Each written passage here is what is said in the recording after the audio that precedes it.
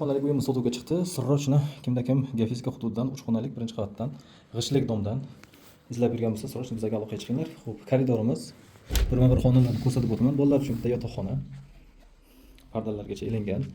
Skvoznoy planirovka, полноценный 3 xona, hamma xonalarda deraza mavjud. Bu yerda общий sanuzol, kirish moshinaga ham joy tashab ketilgan. Chiroyligina oppoq. Xo'p, bu yerda esa kattalarcha yotoqxona qilingan. Orqaga ham chiqsa bo'ladi. Orqaga ham misol eshiklar qo'yilgan. Deraza romlari akfa qilingan. Endi koridorimizga qaytamiz. Koridor ham kattagidan keyin prixojniy mebellar qilingan. Xo'p, bu yerda oshxonamiz joylashgan, kuxonniy mebellar qilgan, gaz, vitishka, moyka va xolodilnik uchun joy tashab ketilgan. Bu yerda esa 6 metrlik balkon.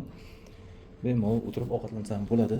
Bu yerda isitish tizimi двухконтурный котел, полностью теплый pol qilingan. Yaxshi ta'mirdan chiqqan. Uyimiz umumiy maydoni 70 metr kvadrat. Bu yerda esa mehmonxonamiz, TV zona va mehki mebellar qo'yib maqsad bo'ladi.